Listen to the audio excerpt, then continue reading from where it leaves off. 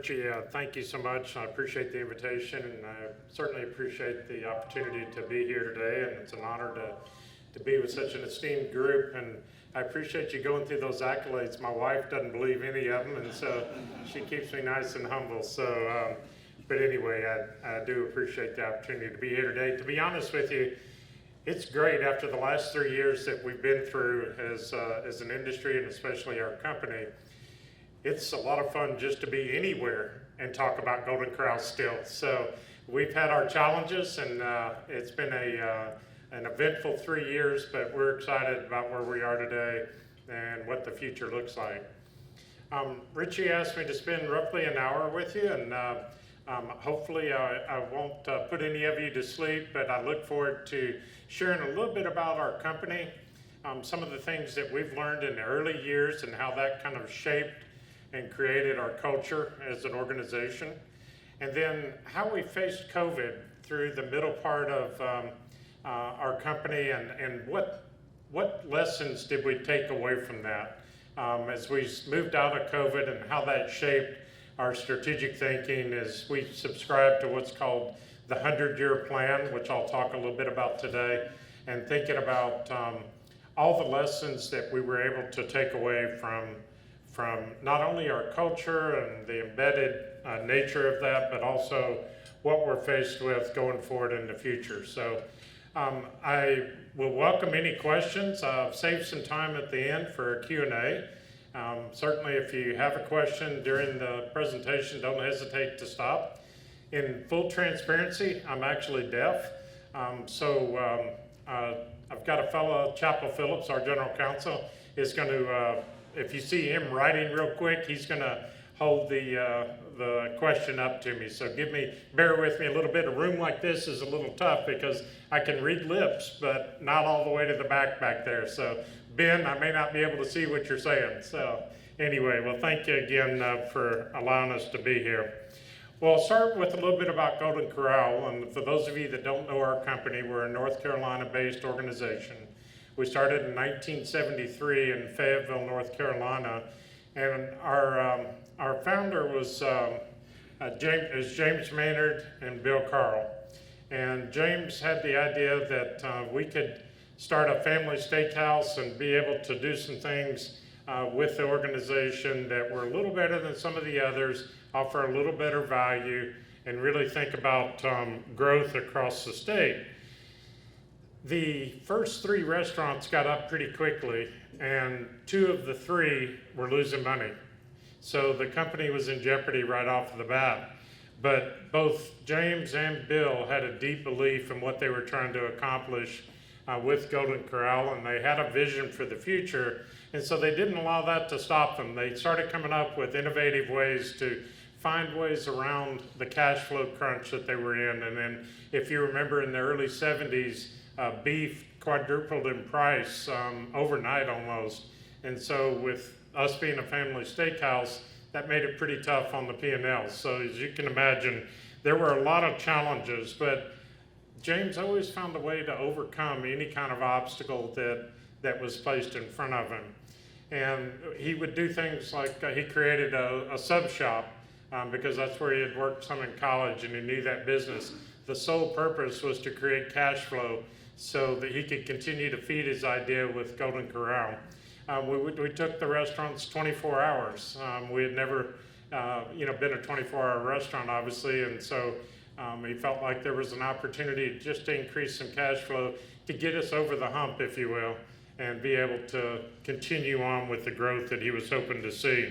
Well, what was really happening with all of those types of challenges and the way that he and Mr. Carl were overcoming those things is that our culture was really being formed. Our culture in the early days was one of tenacity and overcoming the challenges that were presented in front of us. It wasn't a formal strategic plan or anything of that nature. It just was sort of baked into James's DNA and Mr. Carl, and so they wanted to spend a lot of time thinking about people. They wanted to make sure that everything was done with high levels of integrity. They wanted to make sure that the entire organization at that point was growing from 3 stores, had the opportunity to do whatever they needed to do to get the job done. That tenacity continued to come through. Well, in 1982, Mr. Carl left the company and James continued on, and really the growth started exploding across the nation.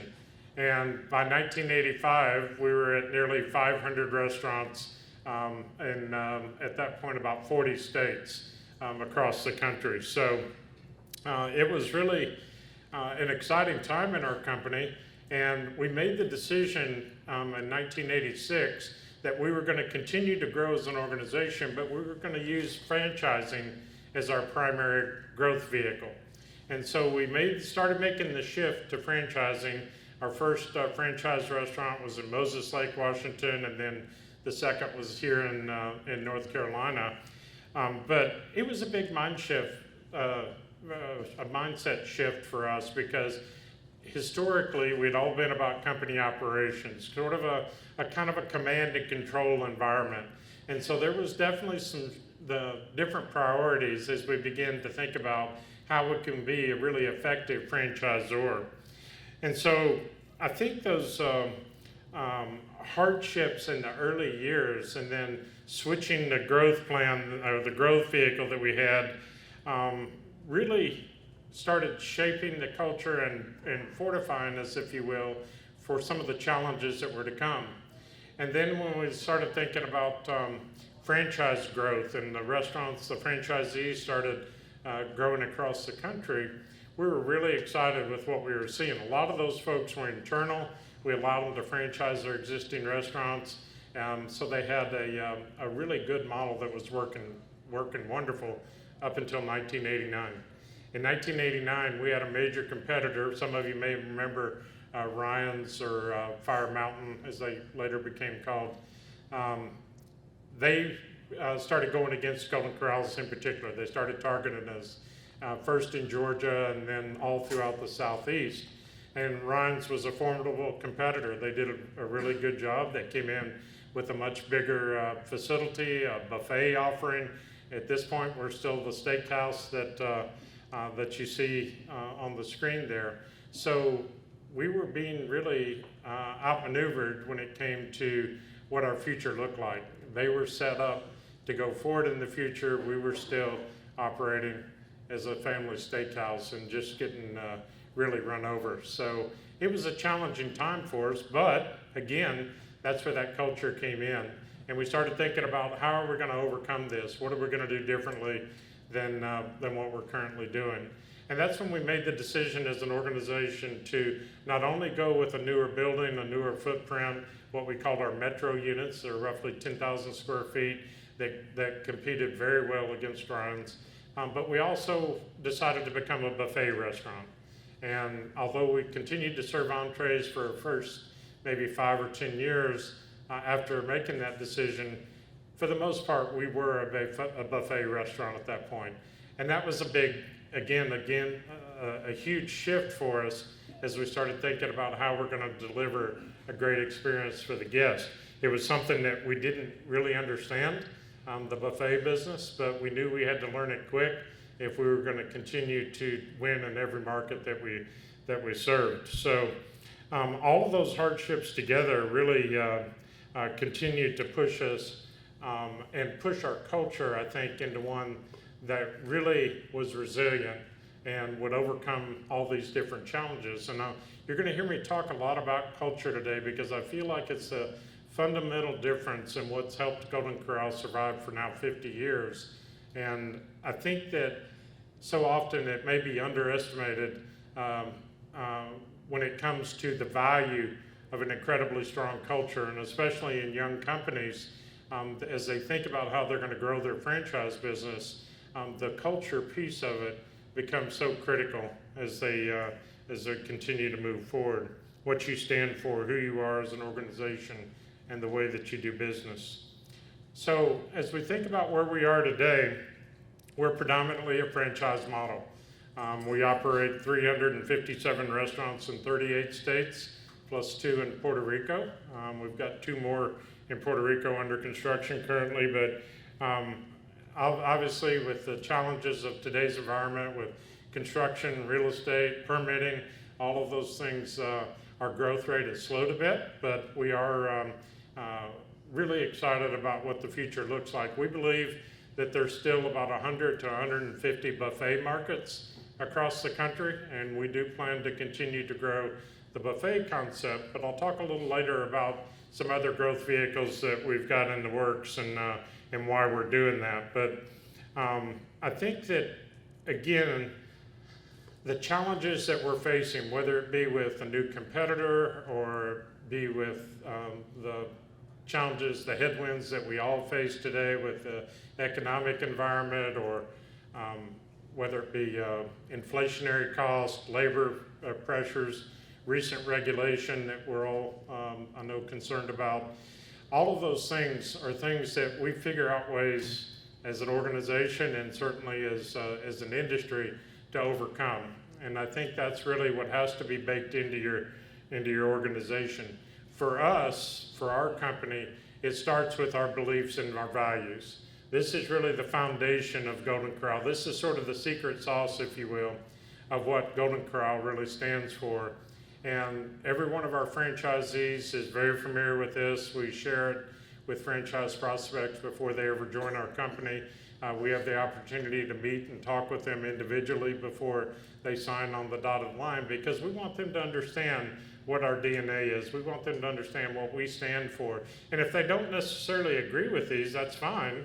It just means that they probably would not be happy in Golden Corral, because we're going to base our decisions off of something like this is belief and value system. So they can still become great restaurateurs, and many have.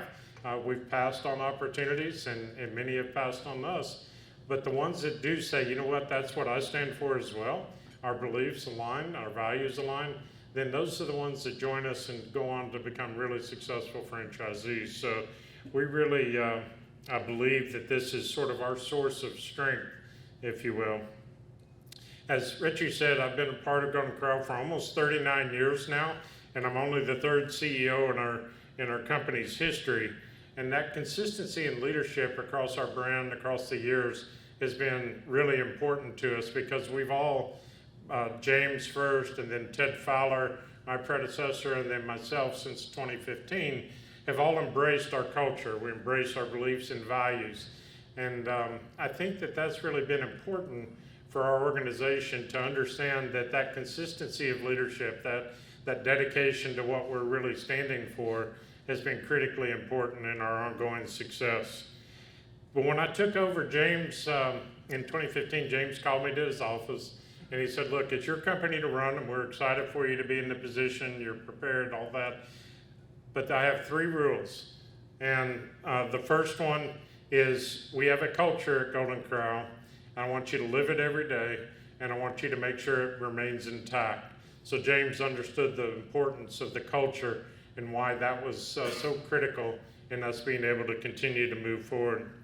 The second thing he said is, make sure that we live true to the 100-year plan. And the 100-year plan I mentioned earlier is something that we utilize within Golden Corral and IMC, in that we as an organization want to be thinking about things long term. We don't want to think about what's good for this quarterly earnings or this annual report. We always are trying to make decisions that are consistent with us being in business for a minimum of 100 years.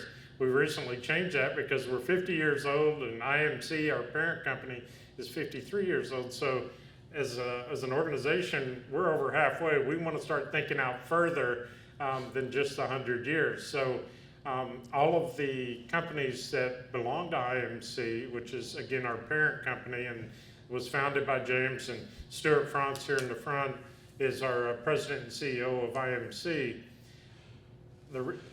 The thing that's so important to remember about Golden Corral, and one of the things that's so critically important for us, is that we have perfect alignment between the leadership at Golden Corral, the leadership at IMC, our board of directors.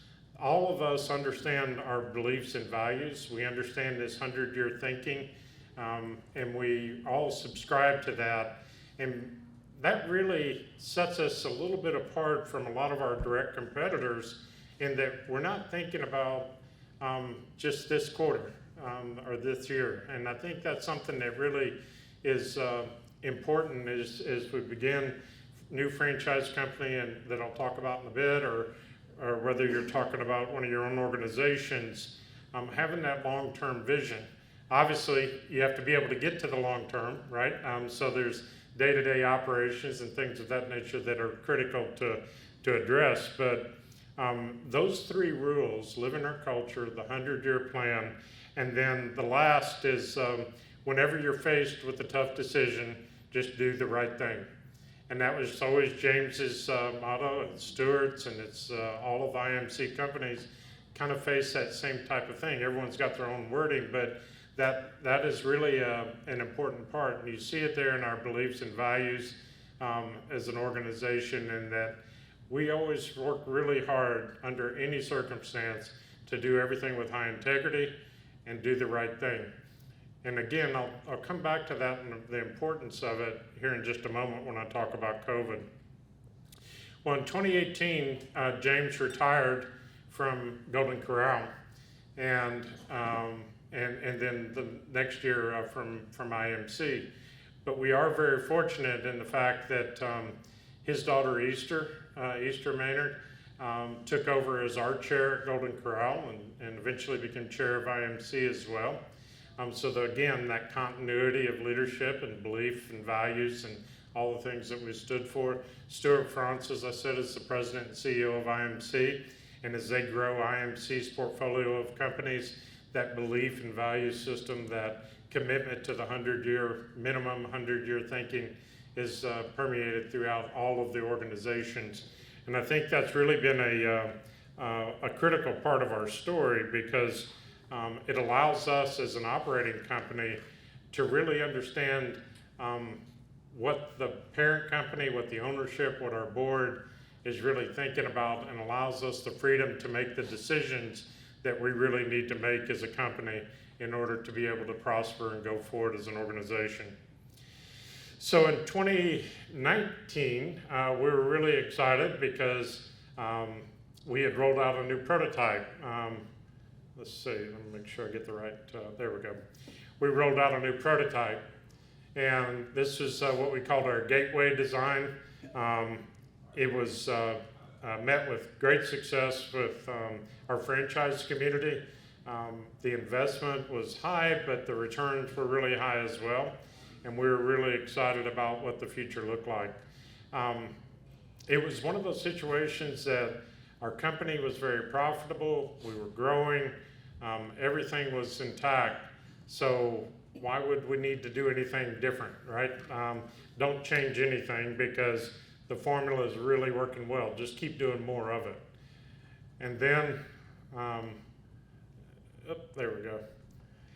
As we thought about industry transformation, what really needed to happen in the restaurant industry? Oh, things are good, profitability is high, growth is good, our franchisees are happy.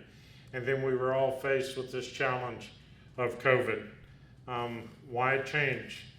Obviously, the wrecking ball had a different idea. So as we started thinking about how we were going to handle the pandemic, March 15th hit, and almost overnight, our entire system was shut down, much like many of you. The difference is we, as a national buffet chain, were very much the tip of the spear.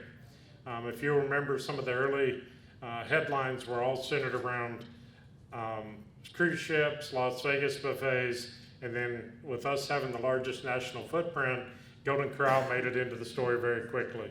And so there were a lot of negative headlines about the buffet segment, and that we would never be able to survive. We had just headline after headline that, there we go.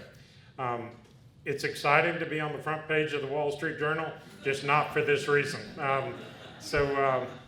We actually, Golden Corral was featured in 2 different articles on the front page of the Wall Street Journal, and that's not the way you want to make it, that's for sure. We were on the Today Show, and everyone was talking about Golden Corral and the buffet segment in general, and what the challenges that we were faced with, and basically no one really giving us a shot of being able to redeem our company. And then this was the gut punch. We were watching, we weren't at the time, but everybody started calling and saying, hey, you gotta tune into CNBC, Squawk Box, they're talking about Golden Corral. And so obviously we got a replay of it. Their comments were that there's no reason for the federal government to support companies like Golden Corral, who is a zombie company.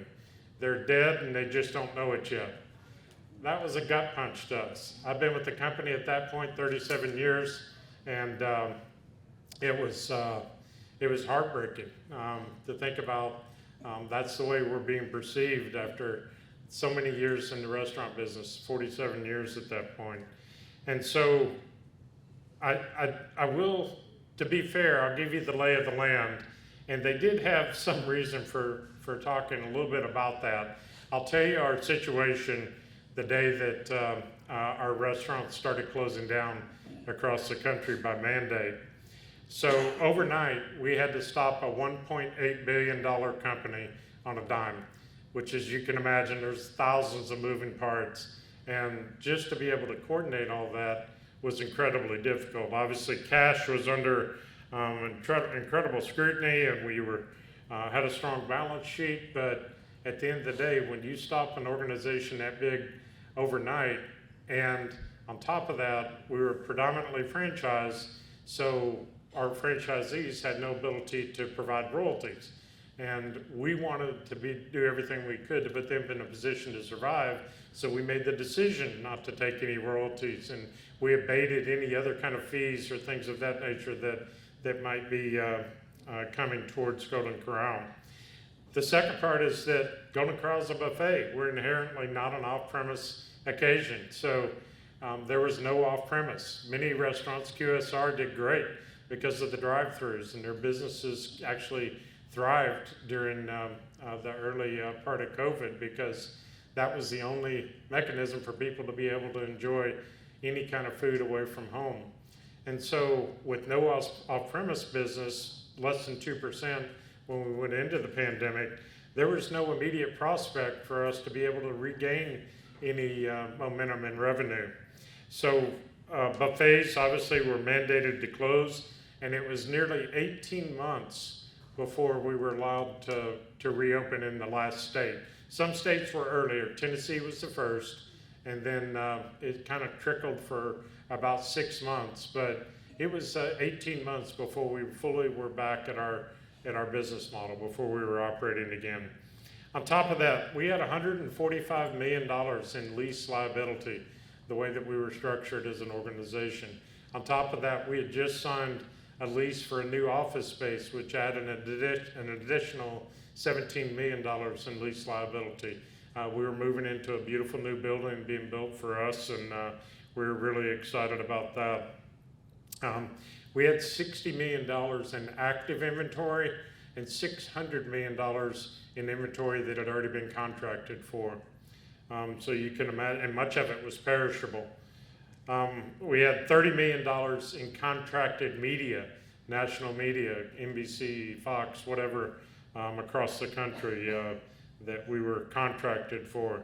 We had $45 million in bank debt. We had payroll coming due, $1 million every 2 weeks. That big dog had to eat, so to speak. And so we were going through cash like crazy, as you can imagine.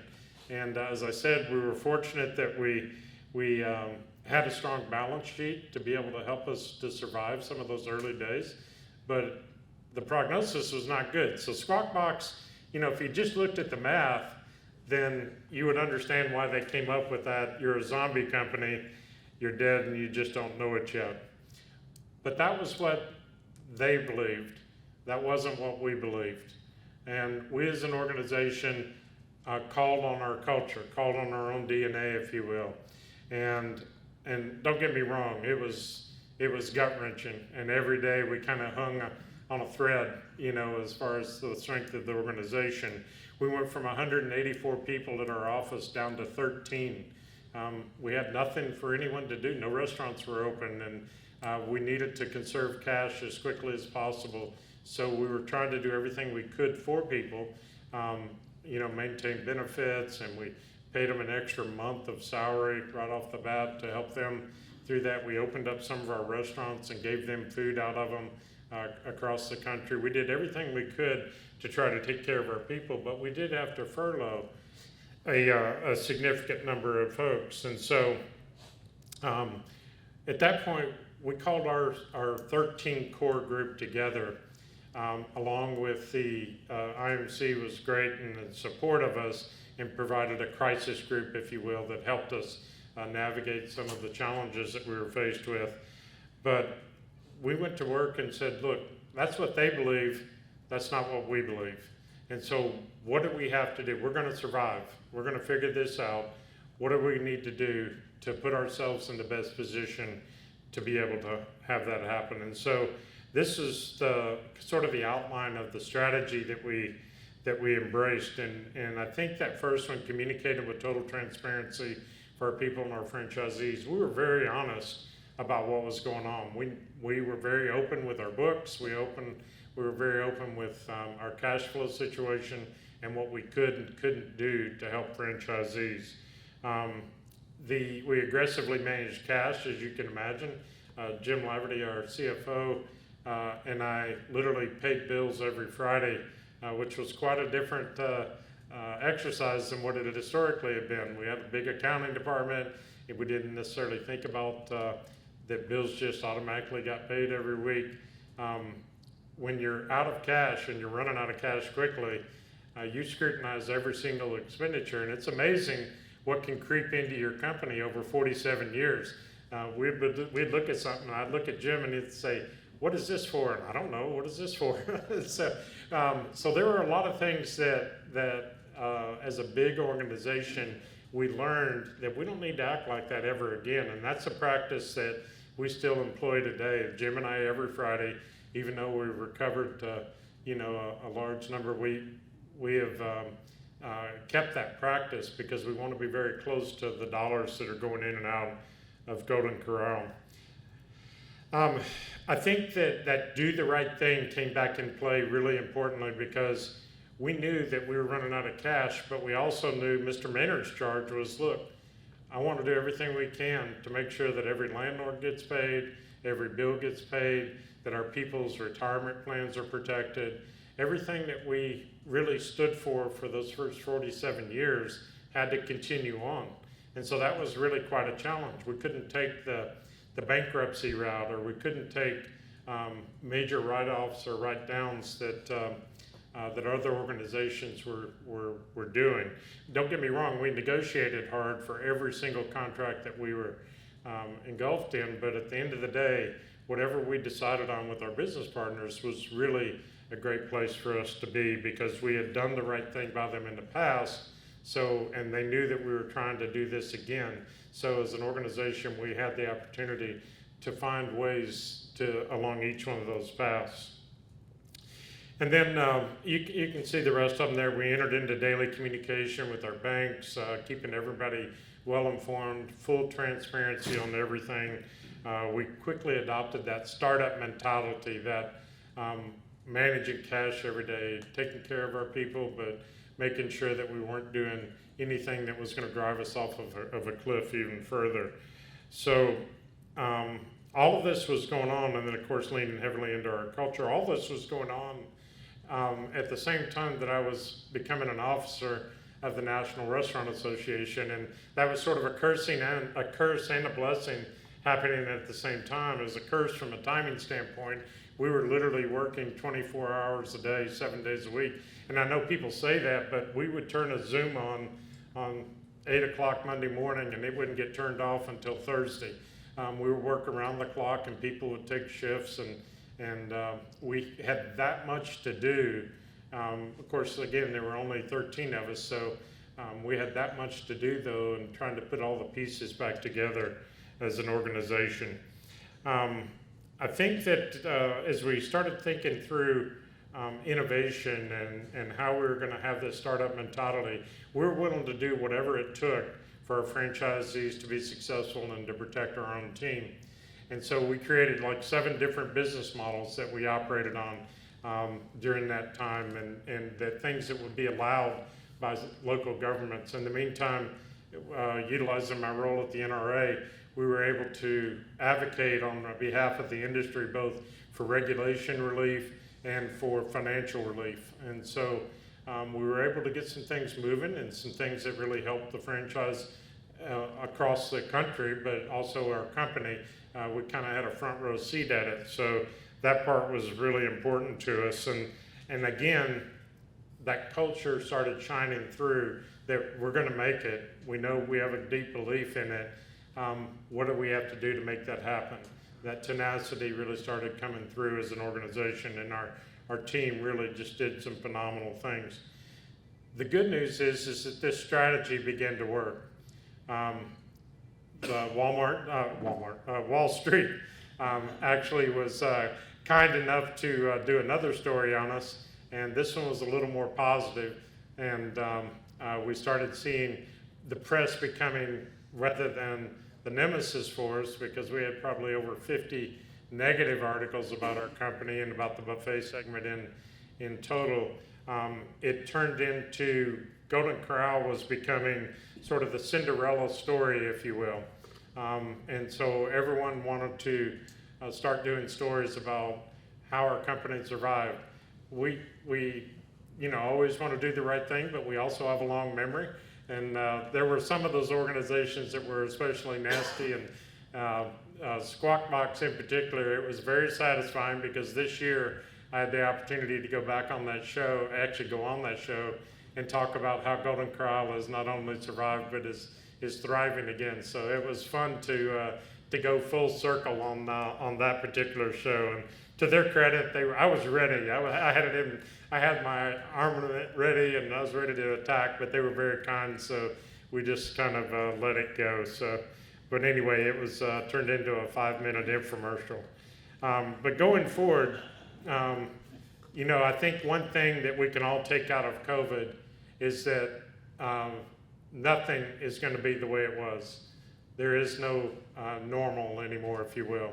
Things are going to be more challenging. We're going to face obstacles that we haven't even anticipated yet. We're already seeing something start to emerge, but with the right culture, we really believe that you can navigate just about any kind of challenge that you might be able to come across. So some of the key learnings that we wanted to take out of this was basically, I've hit on some of these already, but do the right thing. We tried to live up to that every single day throughout COVID, and it paid off for us in a big way. As vendors, bankers, landlords, our people, everyone really wanted to do everything they could to help Golden Corral survive. Keeping focused on what matters, we had 1,000 conflicting priorities all the time. And so we really wanted to focus in on just a few things, making sure that our people were well taken care of, that our integrity as an organization remained intact, and that we listened closely to our guests. We never took our eye off of what our guests were telling us and what they wanted in order for Golden Corral to return. Communicating, we still do this on a weekly basis. We were daily in the heat of COVID, but communication was so critical because in the absence, our franchisees would go to a dark place. They would immediately assume the worst. And so we were trying to continue. We were very open and honest, but we also tried to convey optimism about the way things were going. And then no one's going to love your brand any more than you. And it's so important that you protect your brand. Us as an organization, we were, especially being the tip of the spear, really had to go over and above on this particular issue and tell our story. We wanted people to know what we really stood for, who we were as an organization, and why we felt like we had the opportunity to survive, but we needed our guests and our people to make that happen. Collaborative, that was a key stalwart for us because the ideas had to come, but we didn't really care where they came from. So egos had to go away, personal agendas had to go away, and we really had to make sure that we were thinking about collaboratively, how do we make the organization move forward? Our franchisees came up with incredible thinking, our individual people in our support center, IMC. We had so many great ideas come from every different direction, and that fed into our innovation. Innovation was not a strength of Golden Corral's before. As you saw, we were slow to move and adapt. We always ended up in a good place, but we kind of caused ourselves some own pain through the years, because we had not been a particularly innovative company. We used to laugh that as a 50-year-old legacy organization, the saying was, well, we tried innovation once and it didn't work, so we moved on. We decided not to do that anymore. Well, that's sort of the way that we had to change our mindset. We had to think about things differently and become very much of a learning organization as we moved forward. And that's played off in a big way for us. The last one there is reward our team. None of this would have happened without my incredibly amazing team and a group of people at IMC that really went over, above, and beyond. Again, all feeding off that foundation of our culture, but as an organization, we wanted to make sure that they felt the recognition and rewards, not just financial, obviously there were financial rewards, but now we have a mindset that we want to do whatever we can to make sure that Golden Corral is the most incredible workplace that anyone could ever even think about working, and we don't ever want anyone to leave. The good news is that all these things have begun working, and this is just from this last year. Golden Corral is back in the top 50 chains across the country. We're going to exceed 1.6 billion this year. We've won from Newsweek. I don't know why they call it the 2024 award when they award it in 23, but we'll take it. So we're excited about that. We've best employer, top advertiser. One of them that we were especially happy with was Yelp, because that's all independent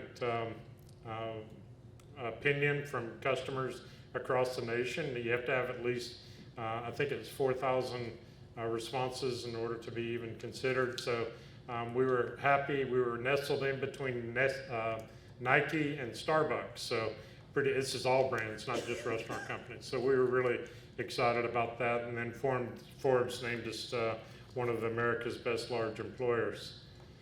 This is what we're really proud of, is that we became a question on Jeopardy.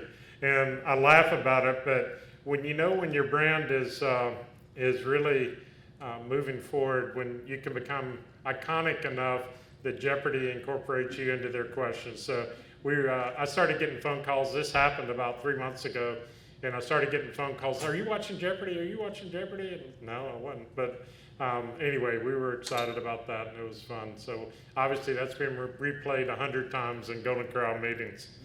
So surviving to now thriving. And as you think about our organization now, where are we after making it through COVID, getting back on track, some of the nice accolades that our company has been able to receive. This is really one of the most satisfying parts of it for our franchisees and for the team that helped make this happen.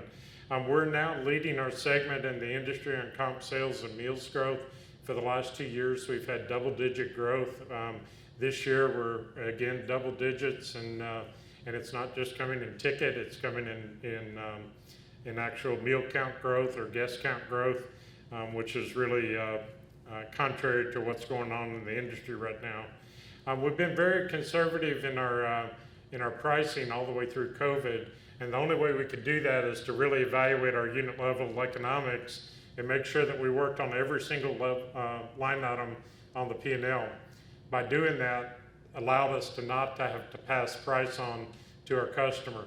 That strategy has paid off huge for us, because now we're over 10% below our segment and about $2.50 below our competitive set. So that particular thing has propelled our value equation and allowed guests to really think about Golden Corral in a different light now, especially with the economic headwinds that customers are facing today. So we're excited about that position. I know the question has got to be, well, are you leaving money on the table? Because the customer is given permission to take price over the last 3 or 4 years. Just the opposite has happened for us.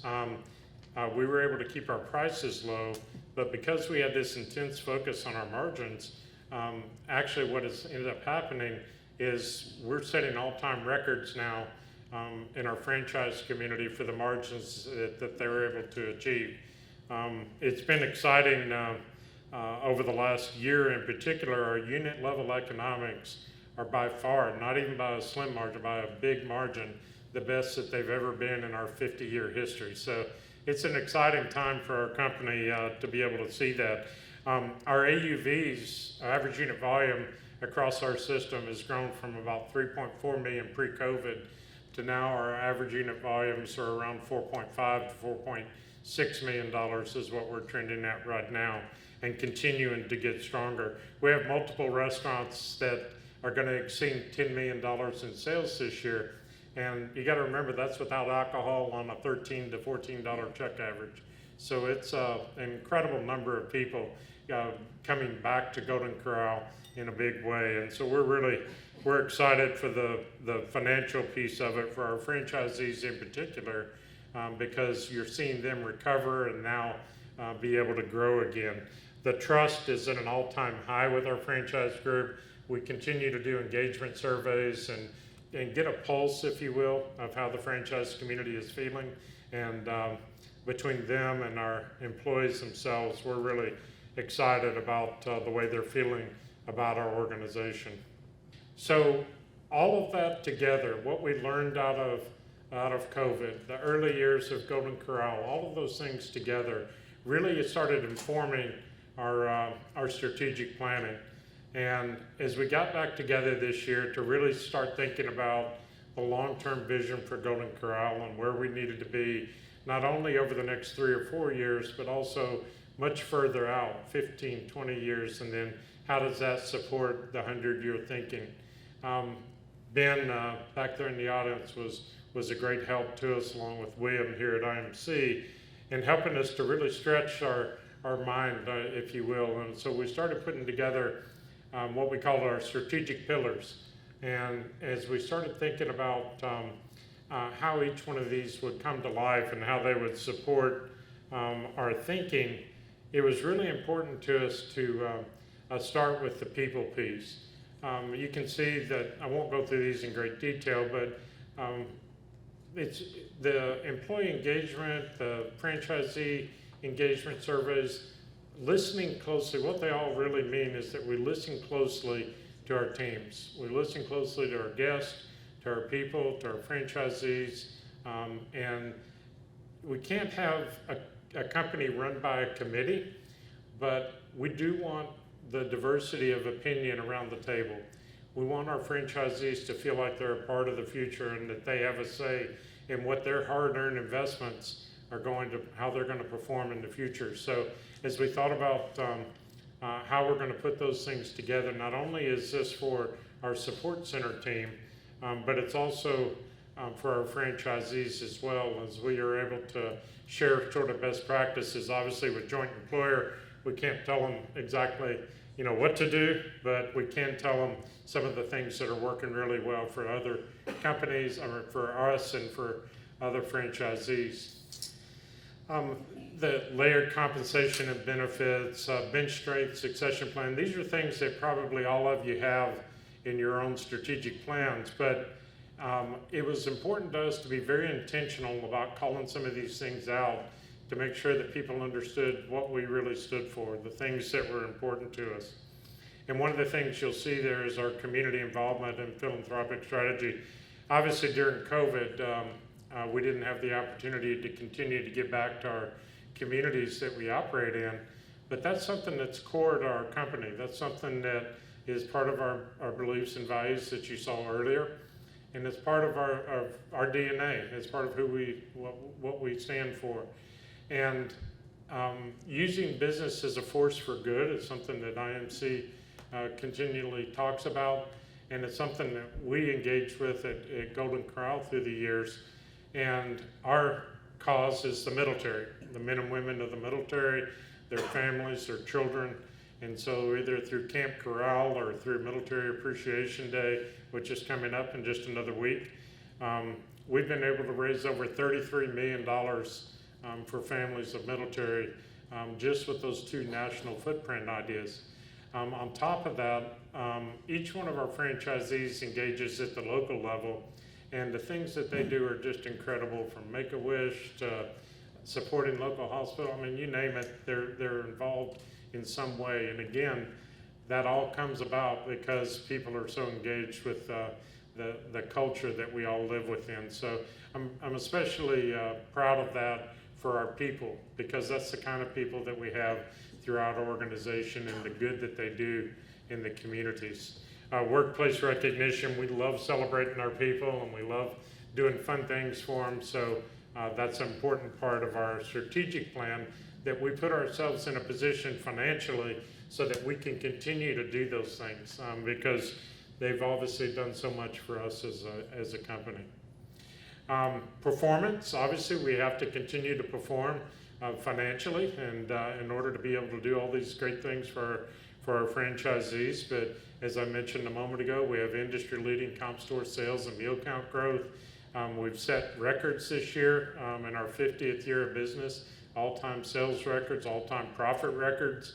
It's really been fun. The last 24 months has been just incredible. We have to kind of pinch ourselves every day when we look at the results that our franchisees and company operators are getting. Our value strategy and gross margin, we talked a little bit about. We're going to continue to be very intentional about the way we help our franchisees grow their own profitability.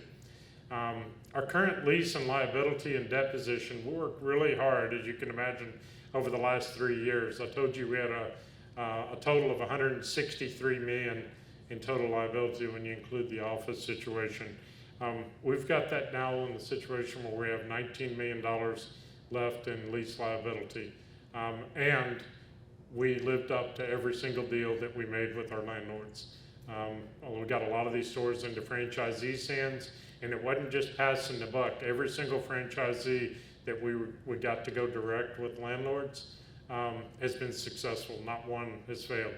And so that's something that we really work hard to make sure that they're in a great position. This isn't just all for the franchisor.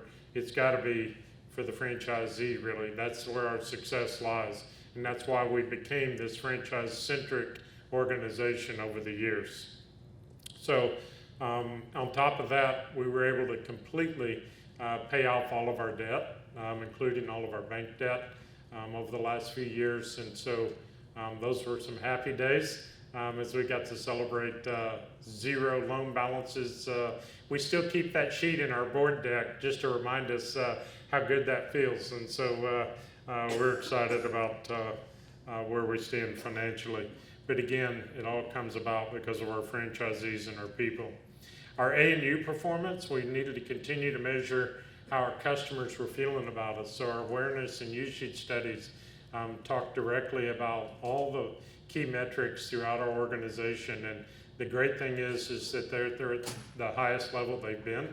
So it's really been interesting because even with all the pressures that we're all facing in today's environment, our franchisees have got this new confidence about them, and their level of execution has gone up, their profitability's gone up, their growth factors have gone up. All the things that you would want to happen in a company have really started coming together, and so we're really excited about what that means for their futures more than anything. And then again, being intentional about press and reputation building.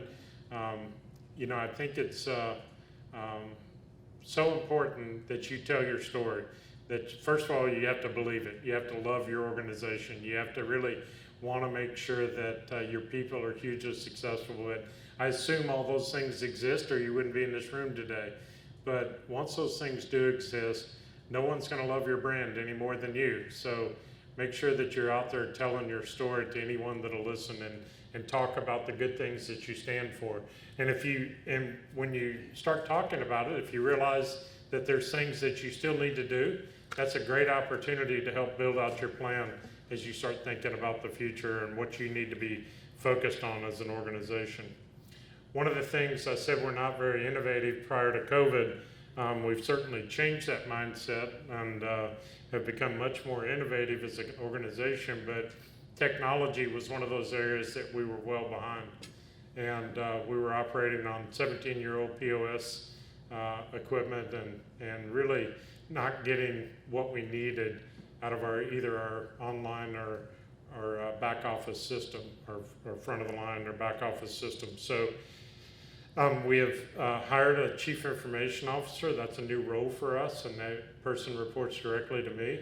And we've made it a priority in our organization, and we've since selected a new restaurant tech stack for our company, and we're in the process of building that out, and we'll have it completely rolled out by the end of 2024. So it really is exciting for us because we expect massive gains in efficiency and customer or consumer data, cost savings, and then certainly that last item, cybersecurity. And if you're not paying close attention to cybersecurity, I really encourage you to do so. The hospitality industry is under attack across the nation. You've seen it with multiple companies throughout this year in particular, but there's some bad guys out there and bad organizations that want your data and want to be able to hold you up for it. And so I encourage you to do everything that you can to review where you currently are, and then think about what the future looks like when you're building cybersecurity walls around your organization, no matter what your size is, because more and more companies are being attacked, from small companies all the way up through MGM, Caesar's Palace. You saw all the things that happened, Yum, all those different organizations attacked here. And then when we talk about innovation in particular, we're a food company. We have to continue to innovate from a food standpoint. And so we've got now over 50 ideas on the shelf ready to go. Our food and beverage team, our corporate chefs have been hard at work. We built them a new test kitchen, and they're having a great time in there and creating some amazing new recipes and promotions. And so that particular piece is really important for our future, because in the buffet segment, it's really important that you're constantly innovating on your food and your bar in particular. We've broadened our advertising and media approach, and I think that that's really been an important part for us. We're growing our buffet concept and franchise sales. We've taken on a multicultural approach to our advertising, and that's a little bit what was in the video there, but it's an exciting time to be advertising our brand again. And so we're on TV about half the year, and then about half the year is digital and social strategies. So all of that is moving forward in the buffet segment. And then the last item there is our homeward kitchen. This is a new concept for us. It's a fast casual, and we're really excited about what the future holds when it comes to homeward kitchen. We really feel like this is going to be an opportunity for us to solve some of the things that we saw in Golden Corral during COVID, a lack of access to for our guests to our product. So this is a 3,200 square foot building rather than a 11,000 square foot building. It's got a lot of access points, such as a drive-through, and we've really enhanced the digital and social opportunity for guests to interact with the restaurant, takeout, delivery, curbside, all of those things that were working for other organizations during COVID, we're employing in homeward kitchen. But the fun thing is we're kind of jumping into an area that not many folks, if any, are doing on a national footprint, and that's using comfort foods as our core items. And so you can have family meal replacements with Golden Corral's pot roast or fried chicken or meatloaf recipes, but then we also expanded those, and our chefs had some really fun ideas of how to incorporate new flavors and new handhelds and things of that nature, bowls and things that just some phenomenal food ideas. So all of those things have come together, and we launch December the 6th. We're going in Southern Pines is our first location, and we're really excited about getting that one off and running. We've got over 20 franchisees that have already said they're ready to grow that concept. They want to do it immediately, and so it's kind of holding them back a little bit right now. Has been our biggest challenge, but that's a good problem to have, and so we're not complaining one bit. But we're really looking forward to Homeward Kitchen. This is a sketch of what it's going to look like. It's really, I think, going to be a great brand, and it's something that we believe will scale very quickly across the country. So that's kind of our story, if you will, about Golden Corral. I thought this recent article was especially good for us from the standpoint of we're refusing to act our age, and that's something that is part of our new mindset, that we don't want to act like a 50-year-old legacy company. We want to act like we're growing and innovative and leading the industry rather than trying to catch up. And so we're really looking forward to the next 50 years, and we think that we've got the culture in place, we've got the franchisees in place to be able to make this happen. There's obviously a lot of work that has to happen between now and the next 50 years, but we really have a deep belief in our organization that we're going to be able to get there. And it really all comes about because of this incredible group of people that I'm privileged to have the opportunity to lead. The one team, one focus is sort of our motto, and this group of folks is constantly thinking about how we make Golden Corral a better company every single day. How do we make it better for our franchisees?